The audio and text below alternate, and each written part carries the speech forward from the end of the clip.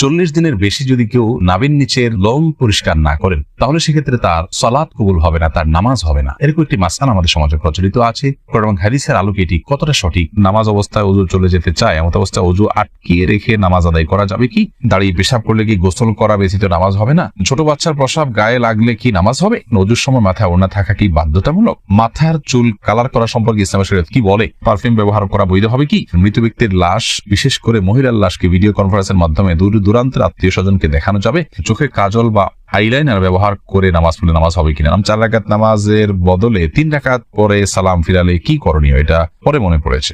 আর বিলম্ব না করে চলুন আমরা প্রবেশ করি আপনাদের প্রশ্নগুলোর উত্তর দেওয়ার পালায়। অ্যাঞ্জেল রুমি আপনি লিখেছেন, চোখে কাজল বা আইলাইনার ব্যবহার করে নামাজ পড়লে নামাজ হবে কিনা? নামাজ হয়ে যাবে। শোভন আহমেদ আপনি লিখেছেন, 4 রাকাত নামাজের বদলে 3 রাকাত পরে সালাম ফিরালে কি করণীয়? এটা পরে মনে পড়েছে। ফরজ নামাজ যদি 4 রাকাত যায় 3 রাকাত সালাম ফিরে ফেলেন, তৎক্ষণাৎ মনত পড়লে তো আরেক রাকাত পরে শেষ নামাজ হয়ে যাবে। কিন্তু আপনি উঠে চলে গেছেন, অন্য কাজ টাজ করছেন, তারপরে মনে পড়েছে, তাহলে আবার আপনাকে সে সালাত আদায় করতে হবে। ইসরা জান আপনি লিখেছেন, স্বামীকে খুশি করার জন্য ফর্সা হওয়ার ক্রিম ব্যবহার করা যাবে কিনা? ফর্সা হওয়ার ক্রিম সম্পর্কে আগে আমরা বলেছি, এটা থেকে আদতেই কি পরিপূর্ণ মানুষের রং চেঞ্জ হয়ে যায় কিনা? যদি পূর্ণ রং চেঞ্জ হয়ে মানুষের আকৃতি পরিবর্তন হয়ে যায় তাহলে সেটা তো জায়েজ নয়। আর হালকা একটু ফর্সা দেখায় এরকম যদি হয় তাহলে সেটা করা যেতে পারে। নুসরাত কবির উর্মি আপনি লিখেছেন, ওযুর পরে ভ্যাসলিন, গ্লিসারিন ইত্যাদি ব্যবহার করলে ওযু বা নামাজের কোনো ক্ষতি হবে কি? না, ওযু বা সালাত ভঙ্গের সুনির্দিষ্ট কারণ আছে, সেই কারণগুলো না পাওয়া গেলে ওযু বা সালাত ভঙ্গ হবে না। বিধায় ভ্যাসলিন বা গ্লিসারিন ইত্যাদি ব্যবহার করলে ওযু নষ্ট হবে না, সালাতের কোনো অসুবিধা হবে না, কারণ এগুলোর ফলে ওযু ভঙ্গের কোনো কারণ পাওয়া যায় না। ওযু ভঙ্গের মৌলিক কারণগুলো শরীর থেকে যদি নাপাক বের হয় বা নাপাক বের হওয়ার মতো যথেষ্ট সম্ভাবনা তৈরি হয় তাহলে সেক্ষেত্রে ওযু ভঙ্গ হয়। এছাড়া সাধারণত ওযু ভঙ্গ হয় না। অতএব ভ্যাসলিন, গ্লিসারিন ইত্যাদি আপনি ব্যবহার করেছেন, কারণ নাপাক বের হয়নি আপনার শরীর থেকে, বিধায় ওযু ভঙ্গ হবে না। এরপর আশিক রহমান আপনি লিখেছেন, মৃত ব্যক্তির লাশ, বিশেষ করে মহিলার লাশকে ভিডিও কনফারেন্সের মাধ্যমে দূর দূরান্তের আত্মীয় স্বজনকে দেখানো যাবে? মৃত ব্যক্তির লাশ যদি নিজের কোনো আত্মীয় স্বজনকে দেখান দূরের, আর মৃত ব্যক্তি মহিলা হয়, যাকে দেখাচ্ছেন তিনি যদি তার মাহারাম হয় তাহলে দেখালে গুনাহ হবে না। তবে সেটাকে ভিডিও করে রাখা, ছবি তুলে রাখা অবশ্যই অনুচিত কাজ, কারণ মৃত্যুর পর মানুষের আকৃতিতে অনেক সময় পরিবর্তন হয়, কিছুটা বিকৃতি ঘটে থাকে। এগুলোকে ধারণ করা, রাখা বা বিভিন্ন জায়গায় প্রচার করানোর সময় মৃত ব্যক্তির জন্য অপমানের হয়, যেটা তিনি জীবদ্দশায় হয়তো পছন্দ করতেন না যে তার বিকৃত কোনো রূপকে কেউ প্রচার করুক, সেজন্য রেকর্ড করে রাখা অনুচিত। তবে লাইভে যদি দেখানো হয় তার কোনো মাহারামকে, যাতে পর্দার কোনো বিধান লঙ্ঘন না হয়, তাহলে সেক্ষেত্রে কোনো হারাম কিছু হবে না বলে আশা করি। তবে মনে রাখতে হবে, খুব দ্রুততার সাথে আপনার দাফন কাফনের ব্যবস্থা করা, এই সমস্ত লাইভ কনফারেন্স এগুলো করতে করতে যেন খুব বেশি বিলম্ব না করা হয়, সে বিষয়টি অনেক গুরুত্বপূর্ণ। জানাজা হাদিসে আসছে, জানাজা খুব দ্রুততার সাথে তোমরা দাও। শাহিন আলম এরপরে আব্দুল মা এই আইডি থেকে আপনি লিখেছেন, মাথার চুল কালার করা সম্পর্কে ইসলামের শরীয়ত কি বলে? মাথার চুল কালার করতে পারেন, বিশেষ করে সাদা যখন হয়ে যায় তখন নবী করিম সাল্লাল্লাহু আলাইহি ওয়াসাল্লাম এর হাদিস অনুযায়ী এটাকে কালার করাটাই হলো উচিত এবং সুন্নাহ। তিনি বলেছেন, ইহুদিরা সাদা চুল রাখে, তোমরা এটাকে কালার করবে, ওয়াজান্নিবুস সাওয়াদ, তবে তোমরা কালো কালার থেকে বিরত থাকবে। অতএব মেহেদি বা এই জাতীয় কোনো ন্যাচারাল কোনো কিছু যদি আপনি কালার করতে পারেন সেটা সুন্নাহ। এরপরে প্রশ্ন করেছেন হাবিবা, আপনি লিখেছেন, ওযুর সময় মাথায় ওড়না থাকা কি বাধ্যতামূলক?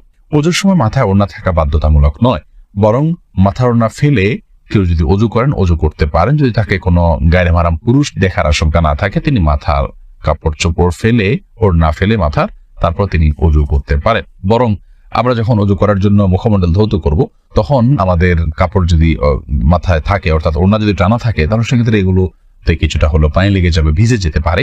এই জন্য মাথার ওড়না না রেখে ওযু করা যাবে। যদি মাথার ওড়না রেখে আপনি ওযু করেন এবং আপনার ওড়না খুব একটা না ভেজে আপনার অসুবিধা না হয়, আপনি করতে পারেন। মাসা করার ক্ষেত্রে আপনাকে মাথার কাপড়ের নিচ দিয়ে মাসা করতে হবে, কারণ মাথার ওড়নার উপর দিয়ে মাসা করলে সে মাসা বিশুদ্ধ হবে না। এটাই হলো জমহুর এবং বেশিরভাগ উলামা ইকরাম, ফুকাহা ইকরামের মত। খোলাসা কথা হলো যে মাথায় ওড়না থাকা এটা বাধ্যতামূলক নয়, বরং মাথায় ওড়না না রেখে ওযু করা যাবে। আর যদি ওড়না রেখে ওযু করতে পারেন আপনি, তবে মাসা করতে হলে অবশ্যই ওড়না নিয়ে দিয়ে আপনাকে করতে হবে। সুমাইয়া আপনি লিখেছেন, ছোট বাচ্চার প্রসাব গায়ে লাগলে কি নামাজ হবে? ছোট বাচ্চার, ছোট শিশুর পেশাব সেটাও কিন্তু বড়দের পেশার মতো নাপাক। অতএব সেটা যদি গায়ে বা কাপড়ে লাগে, যে জায়গায় লাগে সেটাকে ধুইতে হবে। পার্থক্য এতটুকু, যদি দুগ্ধপোষ্য ছেলে শিশু হয় তাহলে তার পেশাবের ছিটা যেহেতু অনেক বেশি ছড়ায় না কন্যা শিশুর তুলনায়, এজন্য তার পেশাবের উপর পানি ছিটা দিলে সেটা যথেষ্ট হয়ে যাবে। আর কন্যা শিশু যদি হয়, সেটা যেহেতু তার পেশাব যেহেতু একটু ছড়ানোর আশঙ্কা বেশি থাকে, এবং আরো নানা কারণে, অনেক কারণ এবং রহস্য আছে যেগুলো আমরা জানি না, তো সেগুলোর ভিত্তিতে কন্যা শিশু হলে, সেই দুগ্ধপোষ্য হলেও যে জায়গায় লাগবে তার পেশাব, সেই জায়গাটা কাপড়ের জাস্ট ওই অংশটুকু ধুয়ে নিলে পাক হয়ে যাবে। খোলাসা কথা হলো যে ছোট বাচ্চাদের পেশাব যদি কাপড়ে লাগে কিংবা শরীরে লাগে, সেটা নাপাক হবে, সেটাকে পাক করার চেষ্টা করতে হবে বড়দের পেশাব থেকে যেভাবে পাক করার চেষ্টা করা হয়। তবে হ্যাঁ, দুগ্ধপোষ্য যে দুধের উপরে টিকে থাকে এরকম ছোট ছেলে শিশু হলে সেক্ষেত্রে পাকের পদ্ধতির ক্ষেত্রে কিছুটা শিথিলতা আছে, পায়ের ছিটা দিলে পাক হবে। তবে সেক্ষেত্রে ধুয়ে ফেলাটাই হলো সংশয় মুক্ত। বিশেষ করে আপনার অনেক সময় খুঁতখুঁতে স্বভাব থাকে অনেকের মধ্যে সন্দেহ থাকে, মনের প্রশান্তির জন্য পুরোটা ধুয়ে ফেললে সেটা অবশ্যই উত্তম এবং ভালো, কারণ পেশাব থেকে পরিচ্ছন্ন থাকা নির্দেশনা হাদিসে রয়েছে। এমনি সাকিব মাতব্বর লিখেছেন, নামাজ অবস্থায় ওযু চলে যেতে চায়, এমন অবস্থায় ওযু আটকিয়ে রেখে নামাজ আদায় করা যাবে কি? অবশ্যই আটকে রেখে আদায় করা যাবে, তবে স্বাভাবিক অবস্থায় ওযু আটকিয়ে রেখে তারপরে ওই ওযু দিয়ে নামাজ পড়া উচিত নয়। তবে নামাজের মধ্যে যদি আপনার ওযু ভাঙার বা পেশাব পায়খানা বেগ হয়, তাহলে সে বা বায়ু নির্গত হওয়ার বেগ হয়, তাহলে সেটাকে আটকিয়ে রেখে সালাত কমপ্লিট করা যেতে পারে, যেহেতু সালাত কমপ্লিট করা আল্লাহর কর্তৃক নির্দেশিত। আল্লাহ বলেছে। এরপরে মোহাম্মদ আরাদ আব্দুল্লাহ, আপনি জানতে চেয়েছেন দাঁড়িয়ে পেশাব করলে কি গোসল করা ব্যতীত নামাজ হবে না?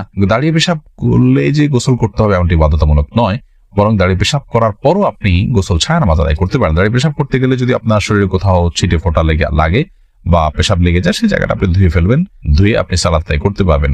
আর দাঁড়িয়ে পেশাব করাটা অনুচিত, অনুত্তম, ভালো নয়, মাকরুহ কাজ। নবী করিম সাল্লাল্লাহু আলাইহি ওয়াসাল্লাম সচরাচর দাঁড়িয়ে পেশাব করতেন না। 40 দিনের বেশি যদি কেউ নাভির নিচের লোম পরিষ্কার না করেন, তাহলে সেক্ষেত্রে তার সালাত কবুল হবে না, তার নামাজ হবে না। এরকম একটি মাসআলা আমাদের সমাজে প্রচলিত আছে। কোরআন এবং হাদিসের আলোকে এটি কতটা সঠিক আমরা সে বিষয়ে জানার চেষ্টা করব।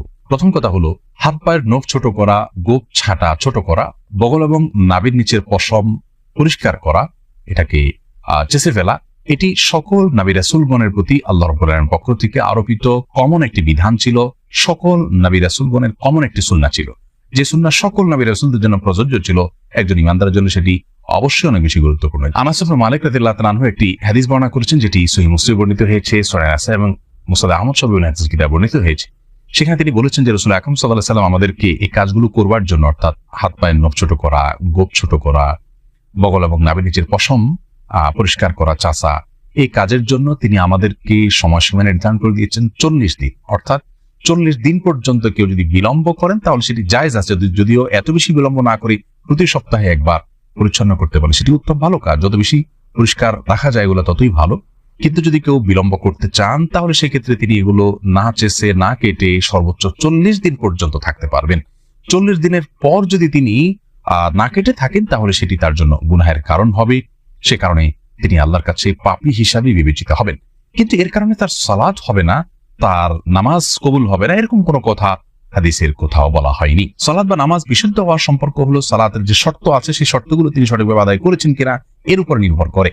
যার কারণে সালাতের শর্ত যদি সঠিকভাবে আদায় করে থাকেন, ফরজগুলো সঠিকভাবে আদায় করে থাকেন, তাহলে সালাত বিশুদ্ধ হবে। যদিও তার নাভির নিচের লোম তিনি অপরিষ্কার রাখেন, নখ বড় রাখেন, এগুলো করা সত্ত্বেও তার সালাত আদায় হয়ে যাবে। কিন্তু এগুলোকে তিনি বড় রাখবার কারণে, ছোট না করার কারণে, সময়মতো না চাষবার কারণে, 40 দিনে বেশি অপরিচ্ছন্ন রাখবার কারণে তিনি একটি গুনাহে লিপ্ত হলেন, সেটি সম্পূর্ণ ভিন্ন বিষয়। আল্লাহ রাব্বুল আলামিন আমাদের সকলকে সব ক্ষেত্রে রাসূল আকরাম সাল্লাল্লাহু আলাইহি ওয়াসাল্লামের সমস্ত দিক নির্দেশনাগুলোকে মেনে চলার তৌফিক দান করুন।